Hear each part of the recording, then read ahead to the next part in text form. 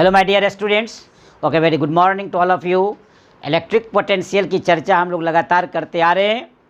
तो आज हम लोग इलेक्ट्रिक पोटेंशियल एनर्जी के बारे में पढ़ेंगे। Energy is the amount of work done. तो आज हम लोग electric potential energy due two point charge पढ़ेंगे। एक सिस्टम को लेंगे जिस सिस्टम में 2 चार्ज होंगे, 3 चार्ज होंगे या अनेक चार्ज होंगे। तो डिफरेंट नंबर ऑफ चार्ज होने के बाद एक सिस्टम के पास कितना अमाउंट ऑफ वर्क डन होगा, उसको हम लोग इलेक्ट्रिक पोटेंशियल एनर्जी का नाम देंगे और इलेक्ट्रिक पोटेंशियल एनर्जी के बारे में हम लोग स्टडी करेंगे। क्लियर हो गया? टाइटल क्लियर हो गया कि हेडलाइन आज का हो गया electric potential energy of the system.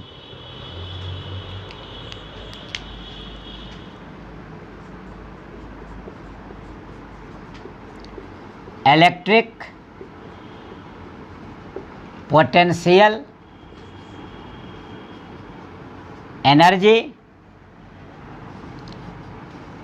Of A system due two point charge. एक पॉइंट चार्ज है, उसके कारण इलेक्ट्रिक पोटेंशियल एनर्जी को डिफाइन कर देते हैं हम लोग। कहेंगे the amount of work done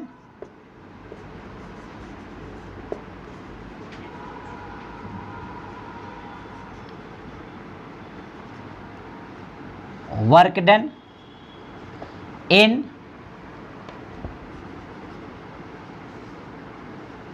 bringing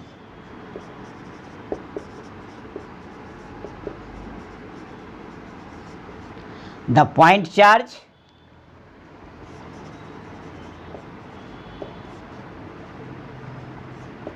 from infinity to a point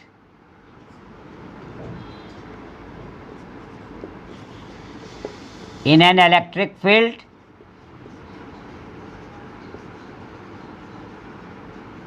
produced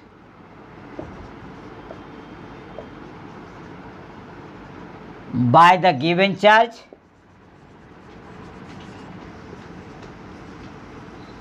is called its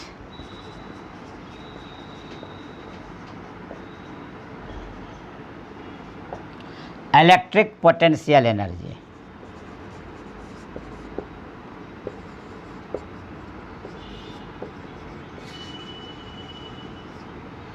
It is generally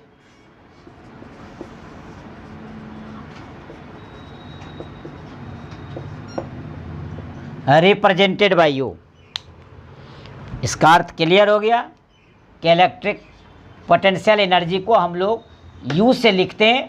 दरअसल देखिए definition, the total amount of work done in bringing the point charge from infinity to a point in an electric field produced by the given charge is called its electric potential energy. It is generally represented by U. इस तरह define हो गया कि हम लोग अनंत से यदि किसी पॉइंट चार्ज को लाते हैं ऐसे किसी इलेक्ट्रिक फील्ड में जो गिवन चार्ज के द्वारा प्रोड्यूस किया गया हो, तो वैसी स्थिति में जो अमाउंट ऑफ वर्क डन होगा वह amount of work done electric potential energy के नाम से जाना जाएगा। तो ये क्लियर हो गया। अब हम लोग क्या करते हैं कि एक सिस्टम लेते हैं जिसके पास 2 चार्जेज हैं और तब देखते हैं कि इलेक्ट्रिक पोटेंशियल एनर्जी का क्या एक्सप्रेशन होता है, क्या व्यंजक होता है, क्या फॉर्मूला हम लोग निकालते हैं जो हमको आगे चलकर to solve the numerical problem में काम आएगा। तो हम लोग हेडलाइन दे देते हैं,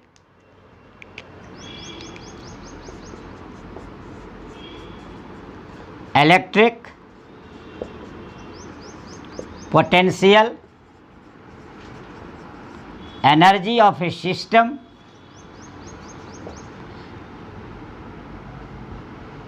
electric potential energy of A system of 2 charges, 2 point charges. Clear हो गया? ऐसा इलेक्ट्रिक पोटेंशियल एनर्जी किसी सिस्टम का निकालते हैं जिस सिस्टम के पास 2 पॉइंट चार्ज हैं। तो हम लोग क्या करेंगे, एक फिगर दिखा करके क्लियर कर लेंगे कि electric potential energy of A system of 2 point charges. देखिए उसके लिए एक फिगर बना देते हैं यहाँ सिंपल सा।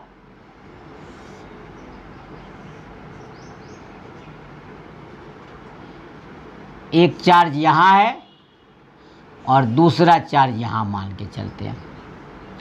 इस लाइन को ज्वाइन कर दीजिए, हल्का सा इसको बढ़ा दिए, ये ओरिजिन हो गया आपका। इस पर चार्ज Q1 है और इस पॉइंट पर चार्ज Q2 है। ये आपका A है और ये आपका B है। इसका पोजीशन वेक्टर R1 है और इसका पोजीशन वेक्टर R2 है। क्लियर है? तो नेचुरली है कि ये R2 माइनस R1 को रिप्रेजेंट करेगा। ये डॉट डॉट दिख रहा है आपको, तो डॉट डॉट जो दिख रहा है ये क्लियर कर रहा है कि ये इनफाइनाइट से आप चार्ज ला रहे हैं, जो पॉइंट बी पर आप रख दे रहे हैं। यही आपको देखिए क्लियर हो रहा है कि ये चार्ज Q2 को इन्फिनिटी से लाकर बी पॉइंट पर लाते हैं और ये बी पॉइंट पर जो Q1 charge electric field produce किया, तो इसका इलेक्ट्रिक फील्ड चारों तरफ बन गया। तो नेचुरली है कि आप इनफाइनाइट से लाए Q2 को बी पॉइंट पर, तो बी पॉइंट पर का potential due to charge Q1 पहले निकालेंगे। और वर्क डन का फॉर्मूला पिछले क्लास से ही बताते आ रहे हैं, 2-3 लेक्चर पहले से, कि work done is equal to potential difference into work done is equal to potential difference into carrying charge, W बराबर VQ। ये बात बार बार होती आ रही है कि हम लोग पोटेंशियल डिफरेंस को कैरिंग चार्ज से मल्टीप्लाई कर देंगे तो वर्क डन हो जाएगा। तो नेचुरल है कि कैरिंग चार्ज Q2 है और पोटेंशियल डिफरेंस यहाँ से निकाल लेंगे, V इक्वल टू 1/4πε0 Q/R, और दोनों को हम लोग क्या करेंगे, मल्टीप्लाई करके निकाल देंगे। देखिए वर्क डन क्या होगा। जब निकालते हैं तो क्लियर हो जाएगा, देख लिया जाए। Consider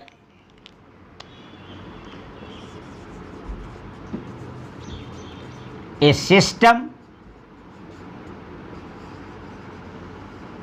having two-point charges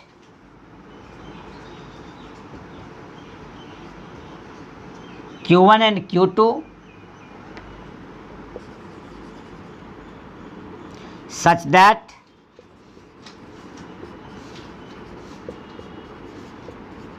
the charge Q2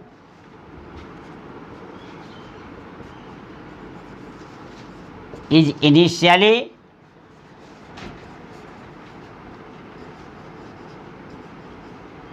at far away, that is at infinity। Clear है? दो चार्ज है इस तरह की, Q2 शुरू में इन्फिनिटी पर है। क्लियर हो गया? Now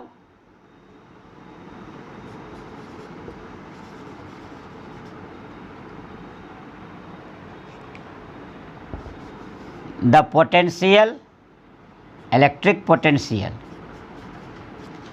now the electric potential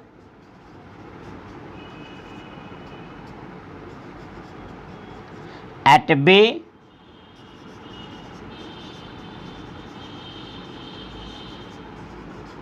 due to charge Q1,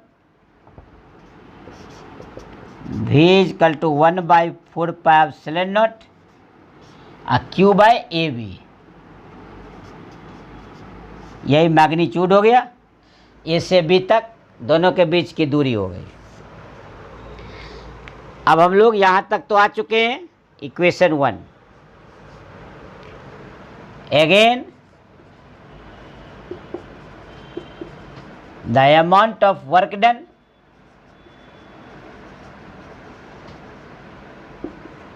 in bringing या in carrying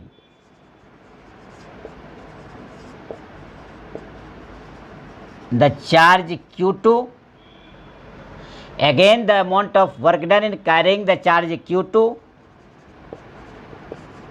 from infinity to point B, W बराबर V इंटू Q2। क्लियर? क्योंकि कैरिंग चार्ज है Q2, तो हमेशा वर्क डन निकलता है कैरिंग चार्ज के साथ पोटेंशियल डिफरेंस को मल्टीप्लाई कर देते हैं, तो वर्क डन निकल जाएगा। तो वैसी स्थिति में वर्क डन निकल गया। अब इक्वेशन 1 का वैल्यू इक्वेशन 2 में हम लोग क्या करेंगे, पुट कर देंगे। Putting the value of equation 1 into एक का मान 2 में रख दीजिए। W is equal to 1/4πε0 Q1 Q2, ये जो आप चार्ज रखे यहाँ देखिए, यहाँ Q1 है, यहाँ देखिए Q1 है, 1/4πε0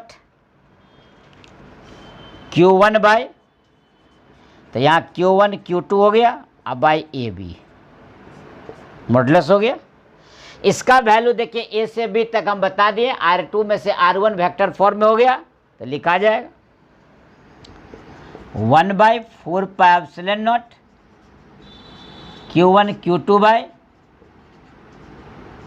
R2 माइनस R1। ये वर्क डन का फॉर्मूला निकल गया। इसी अमाउंट ऑफ वर्क डन को हम लोग पोटेंशियल एनर्जी के रूप में एक्सप्रेस करते हैं और यू से लिखते हैं। तो this amount of work done is expressed in terms of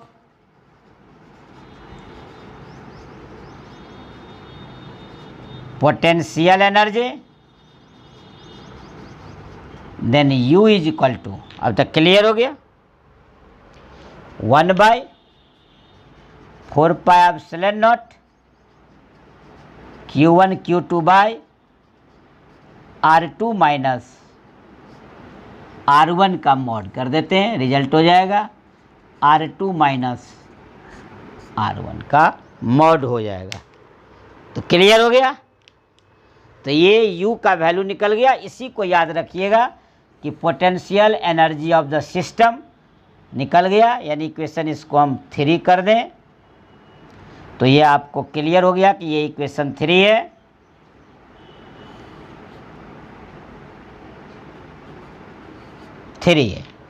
तो ये 1, 2 एंड 3, तो ये आपका total amount of work done निकल गया इलेक्ट्रिक पोटेंशियल एनर्जी के रूप में। इस तरह आप पहला केस स्टार्ट हो गया, electric potential energy of A system of 2 point charges. तो क्या किया हम, कुछ नहीं, एक सिस्टम है जिसमें Q1 और Q2 दो चार्ज मान लिए, या मानते हुए कि शुरू में Q2 एट इन्फिनिटी है, फार अवे है, उस चार्ज को कैरी करके लाना है Q1 के द्वारा जो प्रोड्यूस किया गया इलेक्ट्रिक फील्ड है उसके किसी पॉइंट पर, और वहाँ हम लोग लाए। तो क्लियर है कि अमाउंट ऑफ वर्क डन का फॉर्मूला होता है potential difference into carrying charge. Carrying charge है Q2, इसलिए Q2 लिए, पोटेंशियल डिफरेंस भी है। अभी का फॉर्मूला तो पहले से जानते हैं, 1/4πε0 Q/R। तो यहाँ चूँकि प्रोड्यूस कर रहा है Q1, इसलिए Q1/R। R का मतलब डिस्टेंस A से लेके B तक। अब इसका वैल्यू इसमें हम रख दिए, इस तरह हमको total amount of work done निकल गया, एनर्जी निकल गया। अब ऐसा देखते हैं जिसमें 3 चार्ज होंगे। अब हम लोग दिखाते हैं कि 3 पॉइंट चार्जेज है, तब electric potential energy of a system having 3 point charges। अब 3 पॉइंट चार्ज है जिसके पास, उसका हम लोग निकालते। एक छोटा सा फिगर खींचता हूं मैं।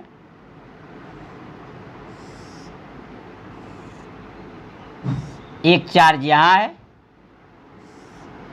एक चार्ज यहाँ है और एक चार्ज यहाँ बना लेते हैं।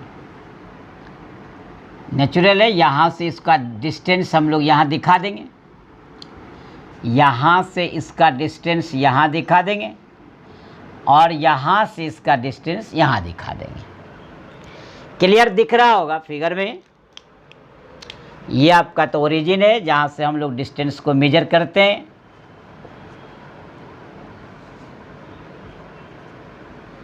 ये आपका Q1, ये आपका Q2 और ये आपका Q3। ये पॉइंट A, ये पॉइंट B और ये पॉइंट C। इसका पोजीशन वेक्टर R1, इसका पोजीशन वेक्टर R2 और इसका पोजीशन वेक्टर R3। 3 चार्जेज है, तो 3 चार्जेज होने के कारण इसका position vector R1, R2, R3। अब देखिए Q1 से Q2 तक ये जो A से B तक का डिस्टेंस लिखेंगे तो हम लोग क्या करेंगे, R2 में से R1 को सब्ट्रैक्ट कर लेंगे और R1 और R3 के बीच का डिस्टेंस A से C तक, तो इसके लिए हम लोग क्या करेंगे, R3 में से R1 घटा लेंगे। क्लियर हो गया? तो इस तरह A से B तक का डिस्टेंस हो गया, A से C तक का डिस्टेंस हो गया और B से C तक का डिस्टेंस, ध्यान से देखिएगा आप, यहाँ जो यहाँ B से C तक का डिस्टेंस है, ध्यान से देखिएगा। तो ये क्या करेंगे हम लोग, R3 में से R2 को घटा लेंगे, R3 में से R2 को घटा लेंगे। ये क्लियर? जब ये R3 माइनस R2 है, इसका मतलब Q3 और Q2 के बीच का दूरी है। देखिए R3 माइनस R1 है, इसका मतलब Q3 और Q1 के बीच का दूरी है। R2 माइनस R1 है, इसका मतलब Q2 और Q1 के बीच का दूरी है। नंबर से पता चल जाएगा, 1 2 3 3 चार्ज है आपके पास, तो तीनों का डिस्टेंस बीच का होना चाहिए। तो Q1 और Q2 का बीच, इसका मतलब 2 में से 1 घट गया। Q1 और Q3 के बीच, तो देखिए 3 में से 1 घट गया। Q2 और Q3 के बीच, तो देखिए 3 में से 2 घट गया। तो इस तरह सबका पोजीशन वेक्टर पता चल गया कि कैसा क्या है। तब आपके सामने क्लियर हो गया कि ऐसा सिस्टम जिसके पास 3 पॉइंट चार्जेज है, Q1, Q2, Q3, जिसका पोजीशन वेक्टर है R1, R2, R3। हम लोग क्या करेंगे, शुरू में यह मानते हुए कि Q2 को हम लाए, जो जैसा कि पहला केस आप देखिए, हम लोग यह मानते हुए कि Q2 को इन्फिनिट से लाए हैं ऐसे इलेक्ट्रिक फील्ड के किसी पॉइंट B में जहां इलेक्ट्रिक फील्ड प्रोड्यूस करने वाला कौन चार्ज है, तो Q1। तब Q3 को थोड़ा देर के लिए यह मान लेते हैं कि एब्सेंट है, वो अनुपस्थित है, वो नहीं है प्रेजेंट, क्योंकि ये रहेगा तो अपना फील्ड दिखा देगा, इसलिए Q3 को हम एब्सेंट मान लेंगे। यानी Q2 को तब लाए जब Q1 के द्वारा प्रोड्यूस किया गया फील्ड है, और फिर Q3 को लाए तब जब Q2 भी आ गया और Q1 तो पहले से है। यानी in the presence of Q1 and Q2 the Q3 charge is brought from infinity, then the total amount of work done what we can calculate on the basis of just similar to the above case just furnished by you. Consider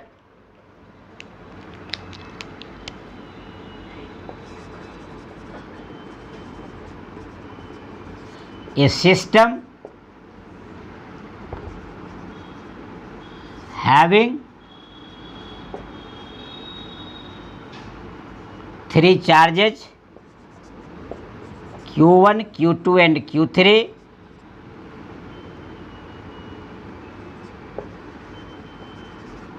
whose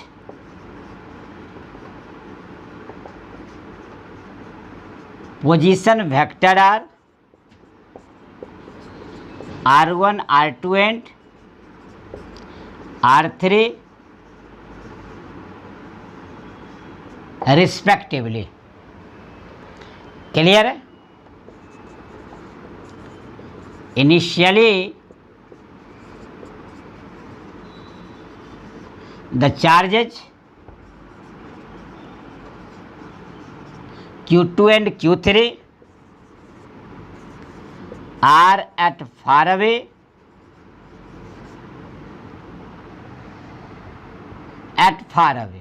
full stop. Firstly,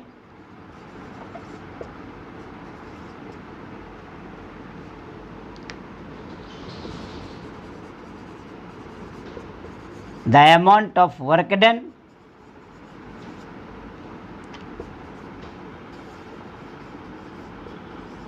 in carrying the charge Q2 from infinity to point B in an electric field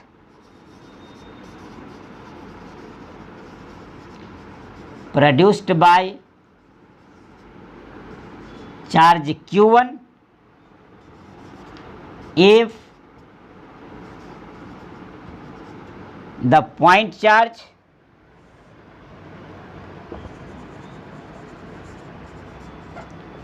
q3 is absent, that is W12 is equal to 1 by 4 pi epsilon naught Q1 Q2 by R2 minus R1 के modulus हो गया, magnitude हो गया। ये आपका equation number 1 हो गया, ध्यान देंगे ये 1 हो गया। क्लियर कर दिए कि Q3 एब्सेंट रहेगा, वैसी स्थिति में Q2 को लाएंगे Q1 की उपस्थिति में। इसका मतलब जैसा पहला देखे कि work done in the field of 1 by carrying the charge 2 1 by 4 pi epsilon naught Q1 Q2 by R। R का मतलब क्या, फाइनल में से इनिशियल पोजीशन को सब्ट्रैक्ट कर लेंगे। अब हम लोग क्या करते हैं, Q3 को लाते हैं।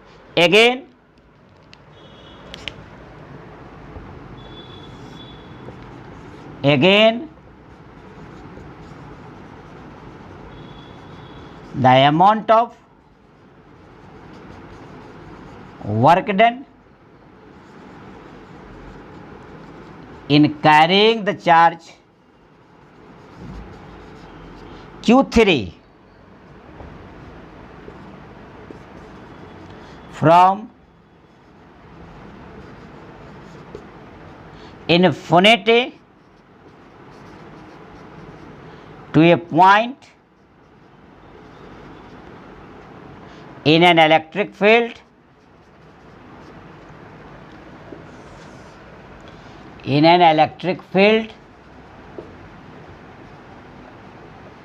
produced by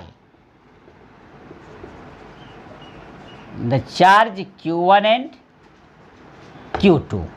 अब हम लोग चार्ज Q3 को कैरी कर रहे हैं। देखिए carrying the charge Q3 from infinity, ध्यान देंगे यहाँ अंडरलाइन कर देते हैं ताकि आपको पता चले।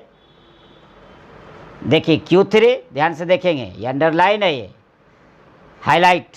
Q3 from infinity to a point in an electric field produced by the charge Q1 and Q2। तब उस स्थिति में क्या हो जाएगा, वर्क डन W123, यानी तीसरा चार्ज को ला रहे हैं in the presence of 1 and 2, दूसरा चार्ज को ला रहे हैं इन द प्रेजेंस ऑफ 1, और यहाँ तीसरा चार्ज को ला रहे हैं 1 और 2 के प्रेजेंस में। तो 1 बाय 4 पाई एप्सिलॉन नॉट, देखिए Q1 Q3 R3 minus R1, ध्यान देंगे मॉडुलस, और plus 1 by 4 pi epsilon naught Q2 Q3 by R3 minus R2 का मॉडुलस। क्लियर हो गया।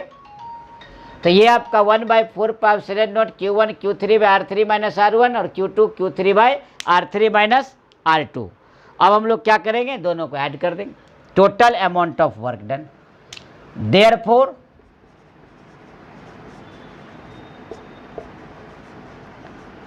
Total amount of work done W is equal to W12 और W123। देखिए W121 equation 1 था और ये इक्वेशन 2 कर दिए।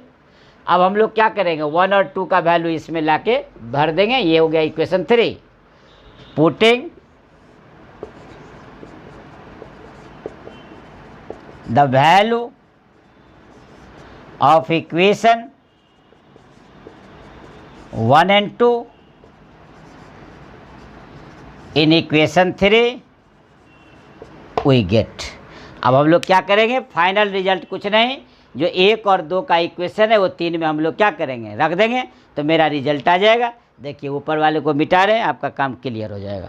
तो ये तीनों इक्वेशन को ऐड कर देंगे, मतलब 1 2 3 का यूज करते हैं हम लोग। देखिए इसका अर्थ हो गया W is equal to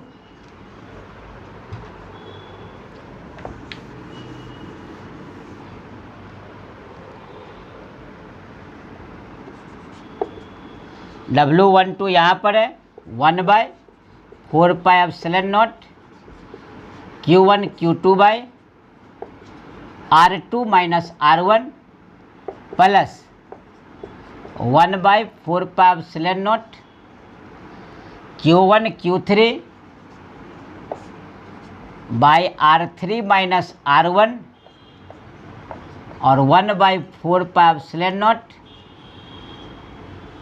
Q2 Q3 divided by R3 minus R2। ध्यान रखिए यहाँ लिखा हुआ है clear, Q1 Q3 R3 minus R1, Q2 Q3 R3 minus R2, यही आपका रिजल्ट हो गया।